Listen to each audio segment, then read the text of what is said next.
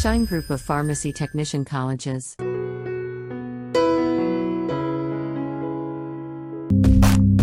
बिस्मिल्लाहिर्रहमानिर्रहीम। आज का जो हमारा टॉपिक है दैट इज़ कल्चर मीडिया। हमारे पास डिफरेंट कल्चर मीडिया मौजूद है जो कि हम यूज़ कर सकते हैं मुख्तलिफ माइक्रोब्स को ग्रो करने के लिए। जब हम उनको ग्रो करेंगे हम प्रॉपर्टी स्टडी कर सकते हैं, उन पर कोई टेस्ट कर सकते हैं। तो हर किस्म के माइक्रोब के लिए लाइक बैक्टीरिया है, वायरस है, उन सब के लिए डिफरेंट कल्चर मीडिया है। हम उनमें देखते हैं दो तरह की मेजर टाइप्स हैं। कुछ होते हैं नेचुरल कल्चर मीडिया, सिंथेटिक, उनको भी फर्दर डिफरेंट कैटेगरीज में डिवाइड किया गया। जो नेचुरल कल्चर मीडिया होते हैं उनमें बेसिकली क्या होता है कि हमें एग्जैक्ट कंपोनेंट या उसकी क्वांटिटी मालूम नहीं होती। मिसाल के तौर पर 5 ग्राम लेना है, 10 ग्राम लेना है, जितने भी उसके कंपोनेंट हैं मीडिया में स्पेसिफिक बैक्टीरिया के लिए उसको ग्रो करने के लिए हमें एग्जैक्ट क्वांटिटी नाउन नहीं होती। उसके जो डिफरेंट टाइप्स होने सबसे पहले आता है बीफ ब्रॉथ मीडिया। पास्चर और पोच जो माइक्रोबायोलॉजिस्ट थे उन्होंने इस मीडियम को यूज़ किया था लेबॉर्ट्री के अंदर माइक्रोब्स को ग्रो करने के लिए, टिपिकली बैक्टीरिया को ग्रो करने। मतलब एक पुराना हमारे पास कल्चर मीडिया है। उसके बाद अगर देखें हम न्यूट्रिएंट एगर मीडिया, ये हमारे पास मॉडर्न फॉर्म है बीफ ब्रॉथ। उसमें थोड़ी बहुत मॉडिफिकेशन करके लाइक उसमें हमने वाटर ऐड किया, बीफ एक्सट्रैक्ट ऐड कर दिया, एगर जो कि पॉलीसेकेराइड है उसको ऐड कर दिया ताकि उसमें मैक्सिमम जो कल्टीवेशन है तो बैक्टीरिया की सरफेस के ऊपर वो हो सके। फिर आता है एनरिच्ड मीडिया, बहुत ही कॉमन बैक्टीरिया को ग्रो करने के लिए न्यूट्रिएंट एगर, उसमें हमने ग्रो करना है स्पेसिफिकली जब हम देखें फैसिटिडियस बैक्टीरिया तब हम यूज़ करेंगे एनरिच्ड मीडियम। और एनरिच्ड मीडियम भी आगे दो तरह के होते हैं लाइक ब्लड एगर मीडियम और चॉकलेट मीडियम। अब ये भी आगे जो फैसिटिडियस बैक्टीरिया से स्पेसिफिक जो स्पीशीज हैं उनको ग्रो करने के लिए अलग अलग है। लाइक हमारे पास अगर हम देखना चाहें कि स्ट्रेप्टोकोकाई की जो स्पीशीज हैं जो कि आपके थ्रोट इन्फेक्शन काज कर सकती हैं, स्कारलेट फीवर काज कर सकती हैं, उनके लिए हम यूज़ करते हैं ब्लड एगर मीडियम। तो हर तरह के बैक्टीरिया की अलग अलग खुराक है, तो आप कह सकते हो कि जो कल्चर मीडियाज हैं उनकी डाइट है ताकि उनको ग्रो किया जा सके। फिर उसके बाद दूसरी type chocolate agar medium. Chocolate agar medium जो है वो नाइजीरिया स्पीशीज है जो स्पेसिफिकली उनको ग्रो करने के लिए हम ब्लड एगर को हीट करेंगे बिफोर सॉल्टिफिकेशन। जब हीटिंग से वो रेड ब्लड सेल्स डिस्टर्ब होते हैं वो हीमोग्लोबिन पे इफेक्ट करेंगे, हीमोग्लोबिन को रिलीज कर देंगे। अब जो हमारे पास मीडियम जिसमें हीमोग्लोबिन रिलीज हो चुकी है, ब्लड एगर को हीट करने की वजह से हीमोग्लोबिन जो रिलीज हो चुकी है उसको हम कहेंगे उस मीडियम को चॉकलेट एगर मीडियम। फिर नेक्स्ट टाइप आती है सिलेक्टिव मीडियम। सिलेक्टिव मीडियम में हमारे पास हम ऐसा इंग्रेडिएंट यूज़ करते हैं जो कि किसी एक बैक्टीरिया की इन जो ग्रोथ है उनको स्टॉप कर देंगे। मिसाल के पास 2 बैक्टीरिया थी, एक की ग्रोथ स्टॉप हो गई तो दूसरा डेफिनेटली ग्रो करेगा। तो टिपिकली हम स्पेसिफिकली एक सिलेक्टिव जो माइक्रोब था उसको हासिल कर सकते हैं, इसलिए इसको कहते हैं सिलेक्टिव मीडिया। मिसाल के तौर पे इसमें आ जाता है मैनिटोल साल्ट एगर और एओसिन मिथाइलिन ब्लू एगर। इन दोनों की अगर हम बात करें तो मैनिटोल बेसिकली स्टिफाइलोकोकाई जितनी भी हैं उनको कल्टीवेट करने के लिए है। इसमें हाईली साल्ट कंटेंट ऐड होता है और मैक्सिमम बैक्टीरिया की ग्रोथ को वो इनहिबिट कर देगा स्टिफाइलोकोकाई के। ये सिर्फ ग्रो करेंगे, बाकी सब स्टॉप हो जाएंगे। देन आ जाता है एओसिन मिथाइलिन ब्लू एगर।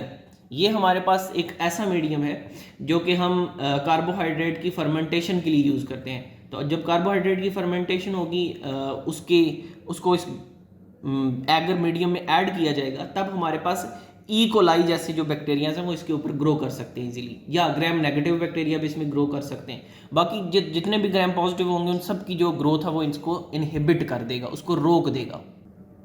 नेक्स्ट हमारे पास जो मीडियम है वो है डिफरेंशियल मीडियम।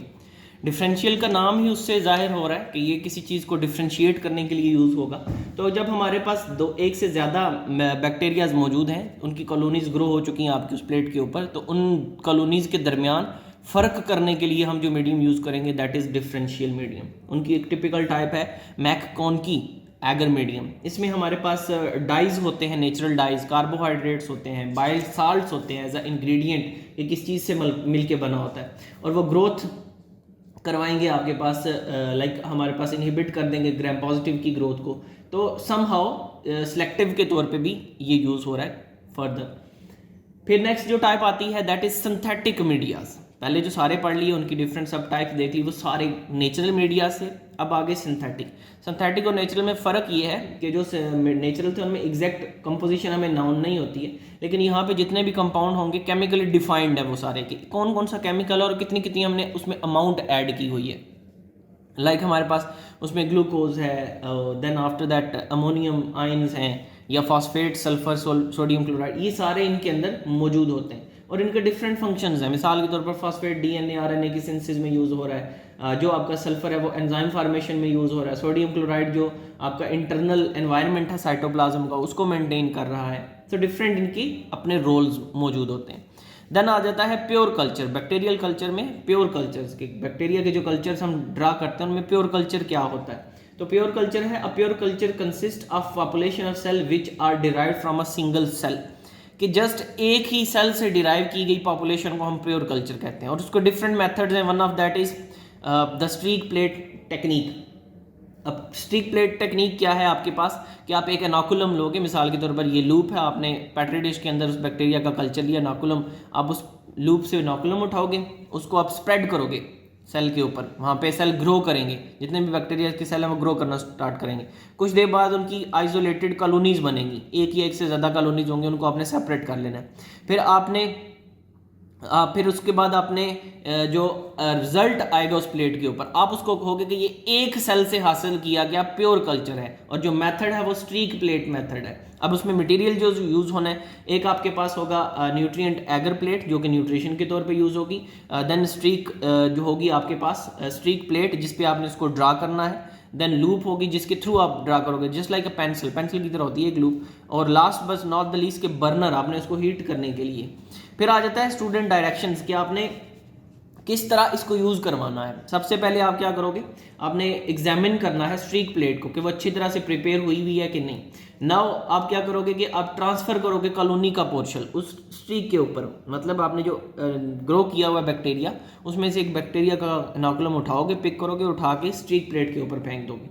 अब यहाँ पे आपने उसको रखने के बाद कुछ देर के लिए हीट करना है, मतलब आप उसको हीट करके स्टीरलाइज करोगे कि बाकी जो माइक्रोब्स हैं वो सारे किल हो जाएं, जस्ट 1 to 2 जो माइक्रोब्स हैं वही रहें। अब आप क्या करोगे, इसको रिकवर करना है स्ट्रीक प्लेट को। आपने वो पेंसिल उठाई, लाइक जो इनोकुलम है उसको होल्ड किया, आपने लिड ओपन किया, ऊपर से रिमूव करना आपने लिड, और उसके ऊपर रख के स्ट्रोकिंग करनी है। ये आपका मिसाल के तौर पर ये प्लेट थी, आपने इसके ऊपर स्ट्रोकिंग करनी है ऐसे।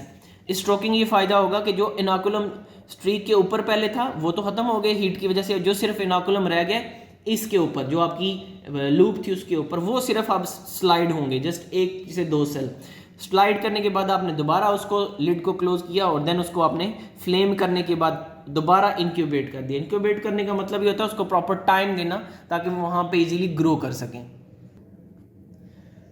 सेकंड जो मेथड आ जाता है प्योर कल्चर को आइसोलेट करने का, that is pour plate method या टेक्निक। पर्पस क्या है, हम नंबर ऑफ माइक्रोब्स जो है उसको फाइंड आउट कर सकते हैं कि कितने हमारे पास माइक्रोब्स थे, उसको इजी है, आपकी कोई स्पेशल रिक्वायरमेंट्स नहीं है प्लेट की, तो आसानी से हम उसको फाइंड आउट कर सकते हैं। देन इसका प्रोसीजर अगर हम देखें तो प्रोसीजर का prepare dilute sample. Dilute sample का क्या मतलब होता है कि जिसमें पानी की मिकदार आपने ज़्यादा कर दी हो, ठीक। Place an aliquot of the diluted sample in empty sterile plate, कि हमने स्टीराइल प्लेट में सैंपल ले लिया, 15 ml ऑफ मेल्टेड एगर हमने उसमें ऐड करना है। उसको ऐड करने के बाद हमने 45 डिग्री सेंटीग्रेड पे उसको ठंडा होने के लिए रख देते हैं। जब वो सॉलिडिफाई हो जाएगा, मतलब ठंडा होने के बाद जम जाएगा, तब आपने क्या करना है, उसको इन्वर्ट करना है, और इन्वर्ट करने के बाद आपने उसको इंक्यूबेट कर देना है। इंक्यूबेट अगेन इंक्यूबेटर में करते हैं 37 डिग्री सेंटीग्रेड पे, 37 डिग्री सेंटीग्रेड जो नॉर्मल बॉडी टेम्परेचर है, जहाँ पे वो अपने आप को ग्रो कर सकते हैं। अब इसके डिसएडवांटेज भी हैं कुछ। फ़ायदा तो हो गया कि नंबर ऑफ माइक्रोब्स पता चल गई, लेकिन डिसएडवांटेज क्या है, एम्बेडेड कॉलोनीज बनती हैं, बहुत स्मॉल कॉलोनीज होती हैं उसके अंदर, और उनको आप विजिबल करना थोड़ा मुश्किल हो जाता है। इसके बाद जो नेक्स्ट आपकी मेथड है that is spread plate method. Spread plate method basically क्या है कि आप ट्रांसफर लूप से अपना जो स्पेसिमन है बैक्टीरिया का वो सरफेस या मीडियम पे स्प्रेड करते हो, उस मीडियम के ऊपर, उस प्लेट के ऊपर आपने स्प्रेड कर दिया। आफ्टर अप्रोप्रिएट इंक्यूबेशन, कि थोड़ी देर उसको इंक्यूबेट करने के बाद आप चेक करते हो माइक्रोस्कोप के नीचे कि वहाँ पे छोटे छोटे जो हमारे पास मॉलिक्यूल्स हैं वो मौजूद होते हैं, और मतलब वो मॉलिक्यूल्स क्या होंगे, वो माइक्रोब्स होंगे डेफिनेटली, जो हम ग्रो करना चाह रहे थे। इसके भी कुछ फ़ायदे हैं। Like very small amount can be spread, के थोड़े से अमाउंट लेके भी आप उसको ग्रो करवा सकते हो। एडवांटेज लेस इक्विपमेंट, जो लिमिटेशंस और फ़ायदों में लिमिटेशन मतलब नुकसान क्या है कि बस थोड़ी सी अमाउंट आप लेके उसको स्प्रेड करवा सकते हो, और बेनिफिट ये हुआ कि कोई भी बड़ा इक्विपमेंट नहीं चाहिए, जस्ट आपको एक प्लेट और एक लूप चाहिए और उसको स्प्रेडिंग करके आप अपना जो रिजल्ट है वो ऑब्टेन कर सकते हो। नेक्स्ट जो आपका फोर्थ हमारे पास टेक्निक है वो है इनरिच कल्चर टेक्निक।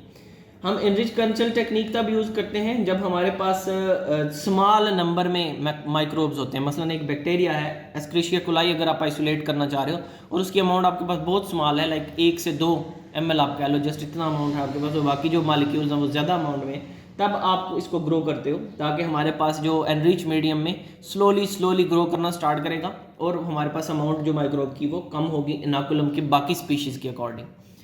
फिफ्थ जो हमारे पास टेक्निक है that is serial dilution technique. अब वहाँ पे हमारे पास अमाउंट स्मॉल थी, यहाँ पे जो हमारे पास नंबर ऑफ है वो ग्रेटर अमाउंट है, दोनों में फ़र्क ये हो गया। अब हम फ़र्क किस तरह करते हैं, ये परफॉर्म किस तरह करेंगे कि हमने जब, क्योंकि हमारी जो जिस चीज़ को डाइल्यूट करवाना है, जिसको आइसोलेट करवाना है वो हायर क्वांटिटी में, तो बाकी चीज़ें आहिस्ता आहिस्ता आपने कम करते जानी है। 1 ml लेंगे हम इनोकुलम, उसमें 9 ml आपने बाकी वाटर डाल देना, डाइल्यूट कर देना उसको।